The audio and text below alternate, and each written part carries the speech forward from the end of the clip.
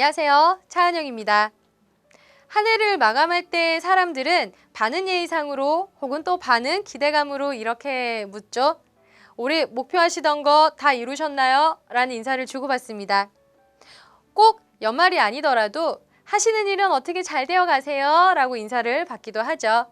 가벼운 인사로 물어본 거긴 하지만요. 지금 내가 하고 있는 일이 잘 되어 가는지 혹은 목표를 이뤘나? 에 관한 질문은 한동안 우리 마음에 머물게 됩니다. 재미있는 것은 실제로 목표량에 어느 정도 도달한 분이라고 해도요. 그분의 성향에 따라서 두 가지로 대답이 달라지는 것을 볼 수 있다는 거죠. 우선 아이고 그럼요. 잘 되어갑니다. 여러분들이 도와주신 덕분이죠. 혹은 아유 얼추 다 이룬 것 같아요. 라고 긍정적으로 대답하시는 분들도 계시고요. 또 반면 아휴 죽겠습니다. 경기가 너무 안 좋아요. 혹은 목표량이요. 아휴 뭐 못하고 있어요. 라고 아쉬움으로 대답하시는 분들도 계십니다. 여러분들은 어떠세요?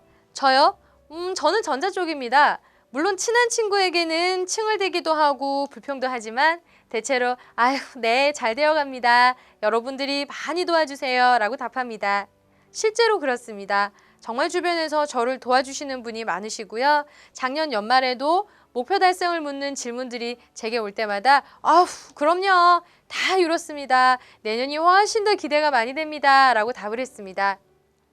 물론 저도 제 자신의 목표에 트집을 잡으려면 한도 끝도 없겠지만 하지만 어느 정도 목표를 이뤄냈고 특히 밝은 점에 초점을 두려고 생각하고 있습니다.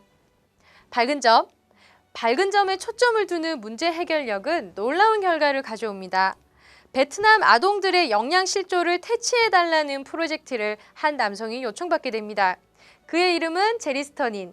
기존의 사람들은요. 어두운 점에 초점을 둔 것과는 달리 그는 밝은 점에 초점을 두고 일을 시작했습니다.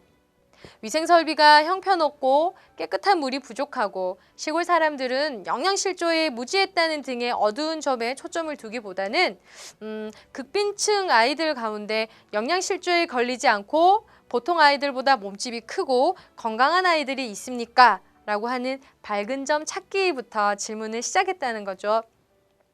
결국 같은 상황에서도 아이를 건강하게 키우는 밝은 점 어머니들의 성공하는 노력을 모방하도록 가르치면서 6개월 만에 65% 아이들의 영양 상태가 개선되는 쾌거를 이뤄내게 됩니다.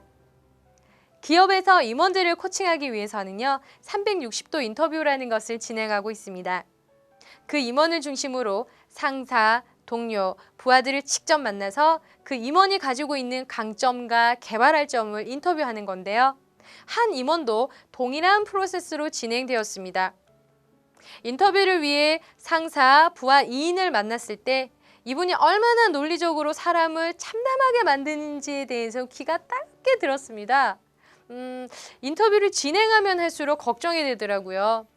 도대체 이분이 가진 밝은 점은 도대체 무엇일까? 있기는 한 건가? 친밀한 관계를 갖기 위한 밝은 점은 없을까?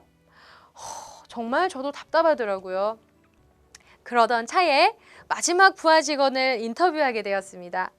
부하 직원 역시 이분의 논리를 가지고 이야기할 때마다 감탄한 적도 물론 있지만 대부분 기가 죽고 동료 임원들은 논리에서 졌다는 생각 때문에 기분이 안 좋아진다는 이야기를 하더라고요.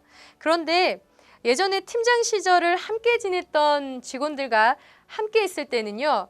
그때는 굉장히 허용적이고 편안한 대화를 나누고요. 또 그런 자리에서는 그 임원의 생각이나 태도가 그들에게 오해 없이 잘 전달된다는 겁니다. 저는 그 부하 직원에게 정말 연신 고맙다라는 말을 할 수밖에 없었습니다.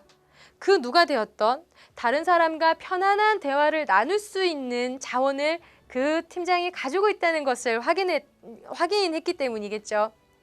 아예 그 능력이 없다면 새롭게 개발해야 하나 어떤 특정 상황에서만 발휘되는 작은 능력이지만 그 능력을 확장만 하게 되니 얼마나 과제가 쉬워졌습니까? 없던 게 아니라 있던 부분을 찾아내는 거잖아요.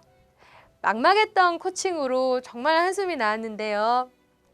그 밝은 점에 초점을 두자 마음에 생기가 돌면서 해볼 만한 과제라는 생각이 들었습니다. 왜 100점이 아니냐고 물으면 기운이 빠집니다. 그러나 가능성에 초점을 둔다면 해볼 만해지고 도전하고픈 마음이 스멀스멀 생기게 되겠죠. 자신이 100점이 아닌 것에 실망하고 계시지는 않으신가요? 열심히 하고 있는 자신에게 채찍질을 하면서 노예 부리듯 더 욕심내고 있지는 않으십니까? 코칭 질문에 이런 게 하나 있습니다. 이 목표를 이루기 위해 당신이 이미 가지고 있는 자원이 있다면 그것은 무엇입니까? 라는 질문입니다. 예를 들면 영어를 유창하게 하고 싶다는 사람에게 그 목표를 이루는데 도움이 되는 이미 가지고 있는 자원이 있다면 그것은 무엇입니까? 하고 묻는 거죠. 그럼 사람들은 의아해합니다. 전 영어를 못한다니까요. 라는 얼굴로 말입니다. 그때 이렇게 새로운 목표를 추구할 때 내 안에 있는 분명히 도움이 되는 특성이 있을 겁니다. 그게 무엇입니까? 라고 다시 묻습니다. 그제서야 사람들은 다른 건 모르겠는데요. 저는 순발력이 있는 것 같아요. 그런데 영어를 잘하려면 인내력이 더 필요한데 저는 인내력은 없는 것 같아요. 라고 합니다. 그럼 또 묻죠. 아니, 대화를 잘하는 데 있어서 순발력은 어떻게 쓰나요? 그러면 쌩긋 웃습니다. 맞아요. 순발력이 있기 때문에 단어나 문장을 어떻게 활용해야 하는지 더 잘 알게 되고요. 몇 문장을 몰라도 순발력 덕분에 외국인을 만나면 쉽게 활용할 수 있을 겁니다. 라고 합니다. 이것이 밝은 점에 초점을 두는 것이고요. 이것이 내 삶의 목표를 이루게 할 뿐만 아니라 내 자신을 나아가서는 나와 함께하는 사람들과 행복과 번영을 하게 만드는 원동력이 될 것입니다. 그렇다고 밝은 점에 초점을 두는 것이 합리화를 의미하지는 않습니다. 나와 조직의 성공적인 노력을 더 확장하고 그런 노력과 결과를 기대하게 만드는 강한 에너지가 바로 밝은 점 찾기입니다. 밝은 점을 찾고 확장하셨으면 좋겠네요. 오늘은 여기까지입니다. 고맙습니다.